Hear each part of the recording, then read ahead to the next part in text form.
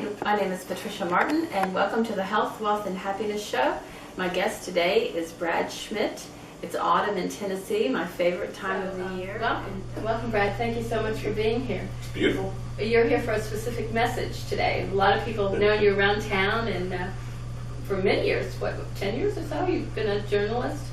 Yeah, well, that's right. Well, I came here in 1990, and as a police reporter for the Tennessean, and in 1995, one of the editors created a celebrity news column called Brad About You. I know, I remember that, yeah. So that was my big thing in the media world, was doing that page 3A column in the Tennessean. Oh, I know, everybody. I mean, that's what we read.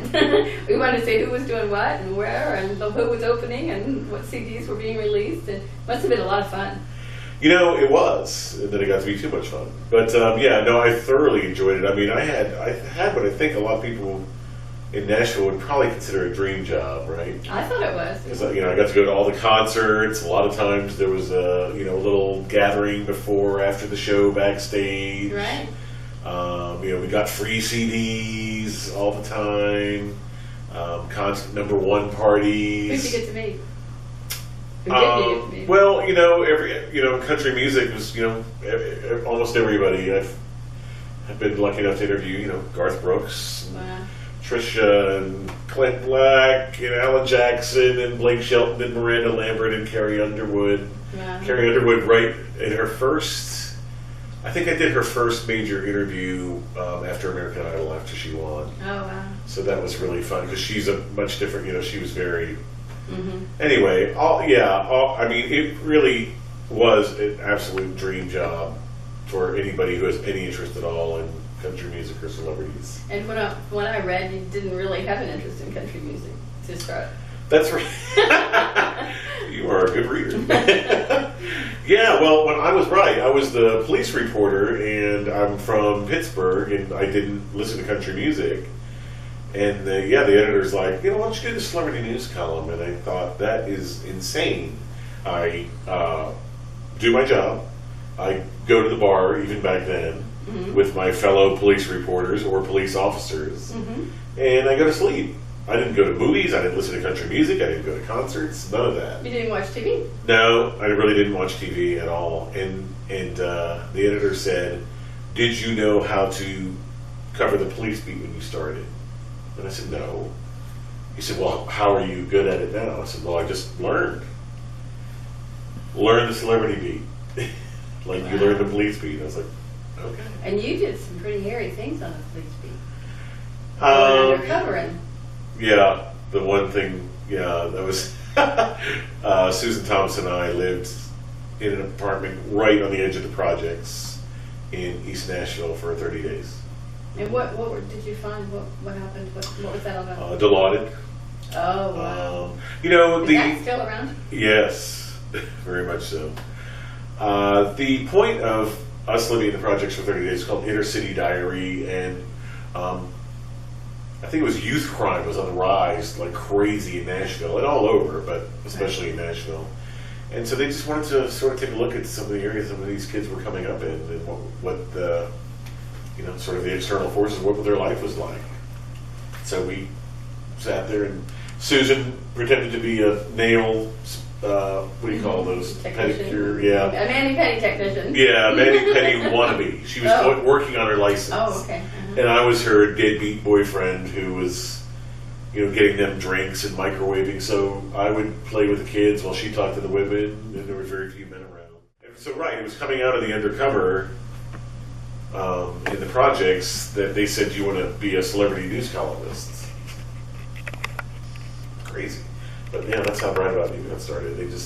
They thought correctly that since we are in Nashville, there was a great interest in what they were doing sort of outside of the formal articles.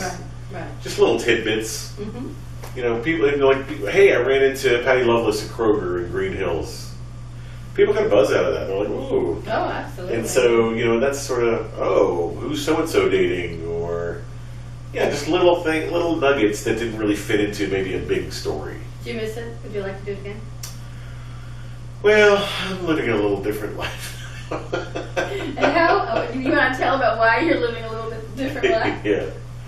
So as part of being Brad About You, there was a lot of access to alcohol. A lot of parties, a lot of number ones. I got to be friendly with some of the actual celebrities and the songwriters around them, and a lot of the socializing was around alcohol. Now, I made my own choices. Right. I chose to drink, and I chose to drink and drive, and I chose to do whatever drugs that I did, and the bad behaviors were my choices. Mm-hmm. So I'm not blaming it on any sort of Music Row culture, because those were my choices. And there are many people on Music Row who have never, gotten drunk, or who've never driven drunk, who didn't make the same choices that I did. So it wasn't like a total culture, but there was a lot of, and I found that my drinking progressed. So like I would start with a couple of beers, and then I would have a couple of vodka sodas, and then almost every time I eventually was drinking, I was drunk. And the number of times I was drinking went from, if you referred to that National Scene article that I wrote, it went from 1 or 2 nights, like sort of weekend warrior, binge drinker, to 2-3 nights a week, 4, 5, 6 nights a week. And I've gone to those functions. They're centered around, I remember I won't say the name of the alcohol person, but they bring in the money. They furnish the alcohol, and the drinks. The whole evening is surrounded about what drinks you'll have, whether it's I won't say which functions I've attended, but and been on the boards and whatever. But they're very, very much surrounded and all about the drinking. But what's interesting now too is, and Peter Frampton said it, more and more, there's always bottled water. There's always fruit. There's always grilled chicken. There's always healthy choices to drink and to eat. And and so much so that it's way outnumbered. I asked Peter Frampton in an interview that I did in the late 90s, it's like, what's it like backstage now? And he goes, well, we have exercise equipment and cases of bottled water. Wow. And old ladies, instead of girls hitting on us, old ladies wave and go, hey. And I think he's right in that, obviously he's an older artist than he was in the 70s, but I think that sort of culture has changed somewhat. Mm-hmm. Well, I think people are more into health. Yeah. You think maybe they're more into being healthier, and maybe that, it's not, maybe that's not the reason for going to these parties. Look what the artists are doing now. Blake Shelton is a huge drinker and talks about it all. But Carrie Underwood is constantly talking about eating right, and juicing and working out. And working out. Yeah, exactly. And so the culture isn't That's so, good. like I said, my choices. Right. My choices and my illness, my addiction, which I didn't think I had. Right. Until, So my crash and burn came. I went from Brad About You to News 2, WKRN, Nashville's News 2. Right. In 2006 as their entertainment Great people reporter. to work with, huh? I also had a good time there. Although, the new sort of the job, and I think anybody who's had a job change can relate to this. I was kind of freaked out a little bit. Mm-hmm. It was a new medium. I wasn't very TV savvy in terms of doing the equipment myself. And editing, and then the website was really, big, so we had to constantly feed the website. And so I had a lot more sort of pressure, so I found myself working and then drinking. And that really became my life. Mm-hmm. You don't have family here? Overworking and then over drinking. I have some brothers and sisters that are outside of Tennessee. But I don't have any family here. But my friends were my drinking buddies. Oh, right. And so that became my life. And then I got 2 DUIs, and on the second one, Channel 2 fired me. And that's when you made the front page of the Scene? Well, there were several articles and TV stories about me getting fired, and online stories. I thought the world knew because, my name was out there with drunk and fired. And And they didn't. Not that many people I do. didn't know until, we started. I didn't know. No, people didn't know. I wondered what had happened to you, but Right. I didn't know. But not everybody, right. But to me, it was such a, Sure. Yeah, and that's why I think it's so brave of you Oh, now, and it's such an honor for you to be on the show and to tell our audience, about what your story and how you've turned things around. Thank you. So when I was sentenced, they worked a deal where I got a DUI 1 the second time if I would go to rehab, to treatment. And I thought, well, of course I'll go to treatment. I don't want to go to jail for 45 days. No. At treatment, at least, they have nice beds and buffets. All you can eat. Right. Got to keep one of my addictions alive around. And I didn't really go with the idea that I'm an alcoholic or an addict, but I went with the idea of I'm going to avoid 45 days in jail. And then it was while I was there, and probably about a week or two in, and I was like, everything they're saying here makes sense. But you were saying to yourself, you didn't shoot up. You weren't addicted to medications. You went out and went to the functions. You had drinks, maybe one too many or two too many, but you did your job well. Well, yeah, And you right. functioned. And that was because I was so afraid to call myself an alcoholic or an addict. I was like, ooh, I don't want to be one of those. No. But the more I heard, like the guy who was shooting up heroin, and we had the same malady. We had the same, I guess, spiritual hole. It was all the same. We just all felt less than. Right. And we all felt out of place. And we used whatever. Alcohol, drugs, food, overworking, sex, whatever it is, folks use to change, the way we feel, to change the feel. And so, it became pretty clear to me that I am just like you people. I am one of us. Wow. And you went, can we mention where you went to? That's fine with me. It was in the article too. But I went to Cumberland Heights. Right.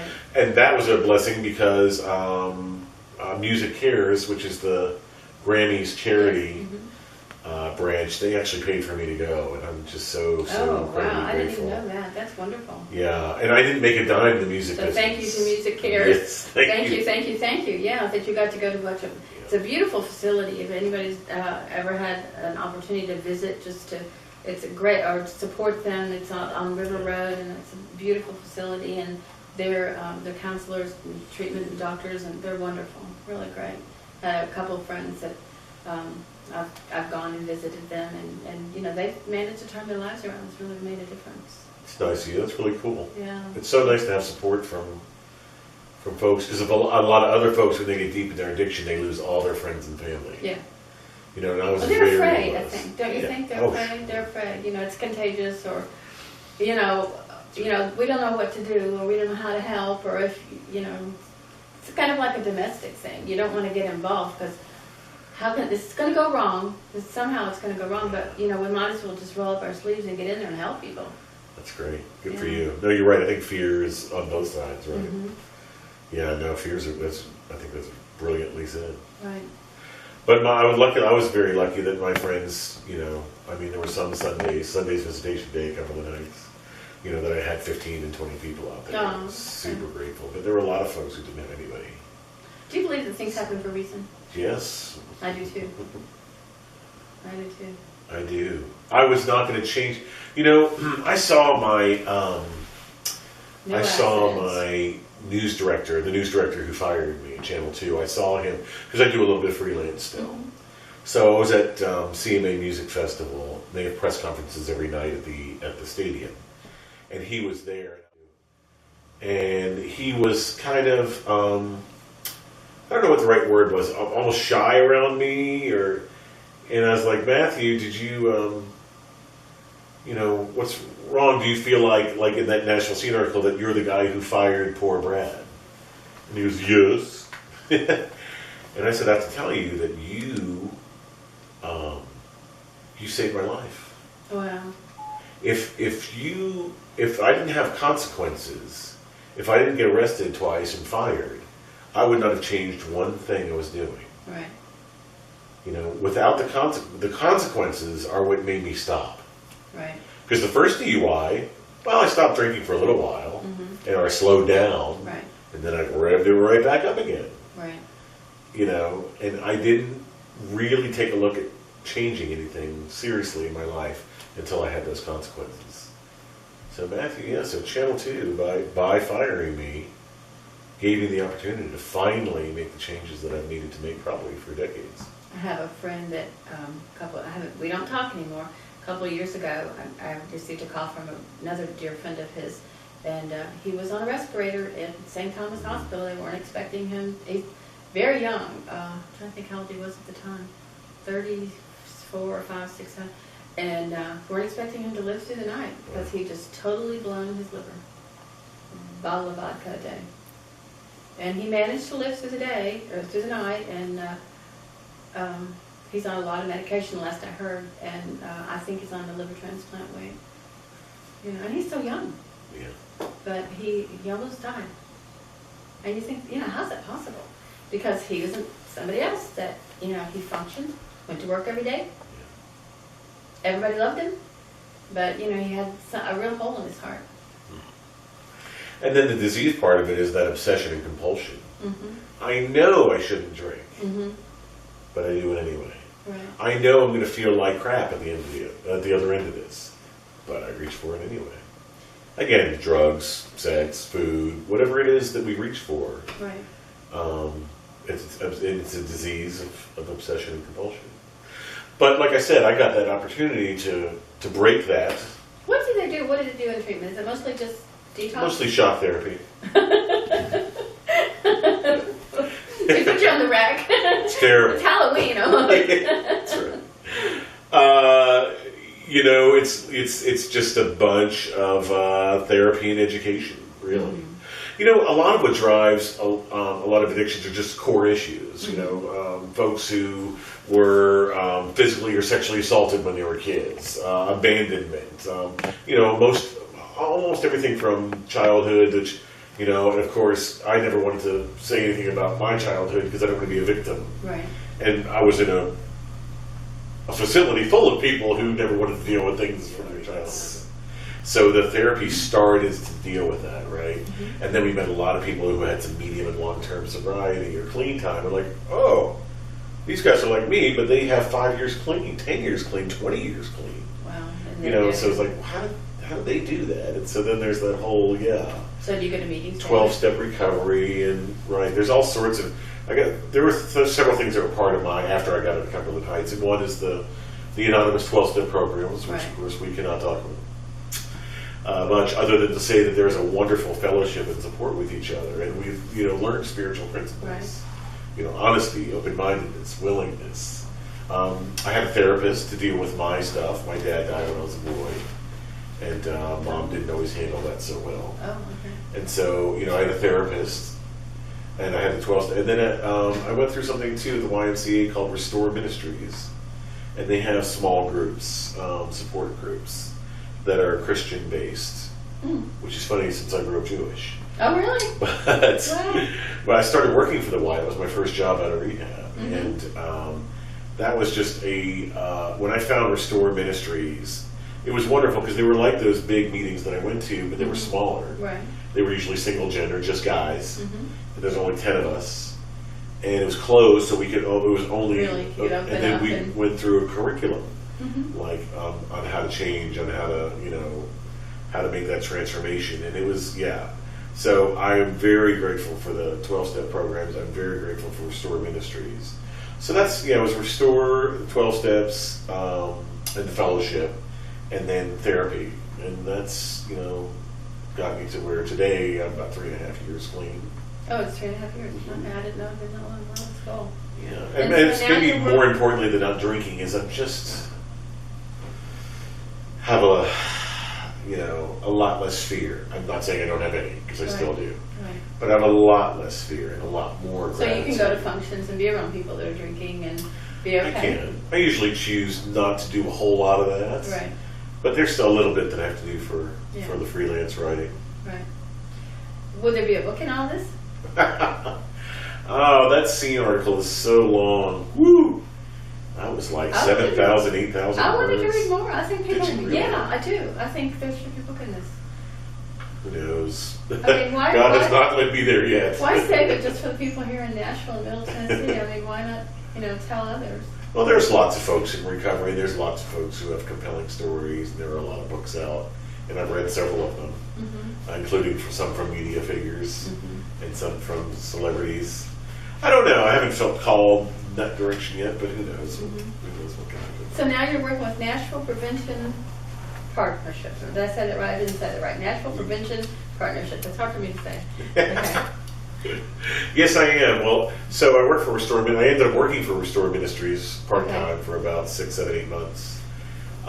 So facilitating, co-facilitating those groups and, marketing them really, Right. and getting the word out in the community. And that's how while I was doing that, I was on the board of National Prevention Partnership. It's an anti-drug coalition. Okay. Remember, this is your brain on drugs. Right. That's the kind of work that National Prevention going into the schools. Kids, here's Xanax and Oxycontins and all these things that Roxy's and. So you're available if somebody wants you to come Don't and speak at do that. But school or function or right. So that's the prevention part. So obviously, prevention does not work. right. 100% or even Well, 50%. As soon Right? as I say don't think of the color blue, what do? Don't do drugs. Yeah. And the other thing is too, if we're addicts, usually the disease is in you anyway. And one thing addicts or most people don't like is this, right? So now National Prevention Partnership has added recovery through a state grant and through hiring me. But if somebody is not cognitively aware that they are an addict, how do you? In other words, have you helped friends? Aha. Patricia, you're onto something. Okay. This is exactly really what I'm doing. I'm called a peer recovery coordinator. And peer means I'm an addict like you. Right. Peer meaning, folks in recovery. The state, there's 10 of us across the state. I'm Nashville. Oh. And so, how do I know, wait, I don't know I'm an addict. I didn't know. You didn't know. So what they hope to do is get out in the community, Rotary, Kiwanis, schools, churches, synagogues. Yeah. Right. So our goal is to get folks in medium and long-term recovery to go out and tell their stories. Not to lecture at anybody, but just to tell our stories. Here's how I drank and used, and here's how I progressed, and here's what happened, and here's how I found recovery, and here's how I live now. And so if folks who are listening might relate, hey, that's how I live, that's how I drink, that's how I feel. So maybe just to let those folks sort of tie in and sort of just start the process going sort of from pre-contemplation to contemplation. The 5 states of changes, right? So we, just get them into start thinking about maybe, and then we'll have literature available for all sorts of ways to recovery. But we just want to tell stories. We want folks in from 2, 3, 5+ years of recovery to get out in the community. We always tell our stories inside the rooms, inside, recovery, but we don't tell it out. We're sort of preaching to the choir. Right. So we want to get folks in recovery outside, if they're comfortable, to tell their stories to folks who really might need to hear it, or folks who are related to, or folks who are dating, or folks who are married to, or folks who are living with. Have you had impact on people that were your drinking buddies or anything like that? One of my old drinking buddies and bartenders has found way into recovery. Oh, wonderful. After I did, and I was part of that process, and there are some other folks too. It's one and nothing is better. There's not a concert or a celebrity interview or an audience high that's bigger than being part of somebody finding recovery and getting out of beginning to live instead of freedom. It is. Yeah, that's very cool. You wanted to talk about your actual experience with the Nashville lovely facility, the jails. I think Tony wanted me to talk about Tony wanted to talk about it. Well, with you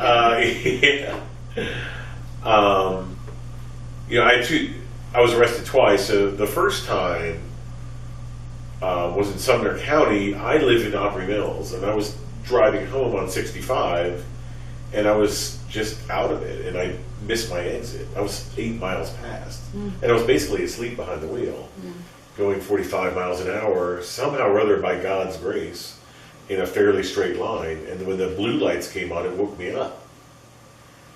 So that's how I ended up in Sumner County, and the jail was, it was a cell about as big as this couch, that was lit up like an operating room, and you get a yoga mat, maybe, or a mattress that's about 1.5 inches thick, and that's your bed, because it's just a concrete block and a concrete floor and a toilet. Gosh.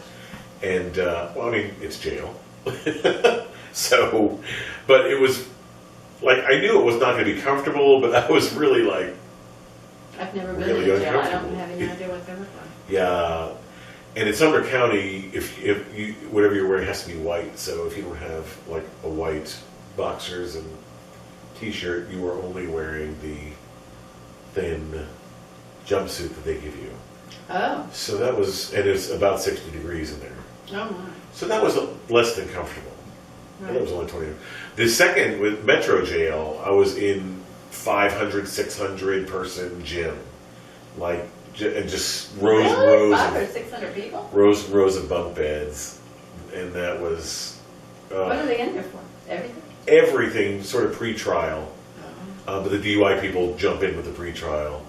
So yeah, there's guys there, then robberies and a lot of drugs, a lot of people who had violated their probation, a lot of people complaining that they were done wrong by the system, Right. and a lot of people trading bologna for peanut butter. Wow. That was the most often, bologna for peanut butter for bologna, bologna for peanut butter. That's what the horse trading of the sandwiches at lunch my was gosh.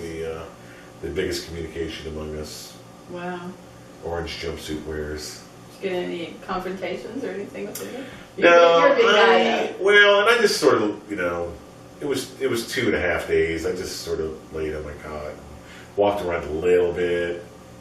I didn't really talk to anybody. It was a very dark, like very angry almost place. Yeah, everyone didn't do it, and everyone was really angry. And it was just a soul-sucking place. It was, and the guards were, not very kind.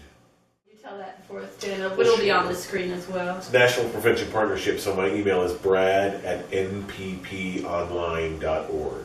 Okay, and again, you're Brad Schmitt, and this is Health, Wealth, and Happiness Show. I'm Patricia, and thank you very much, Brad, for Thank being you. on my show.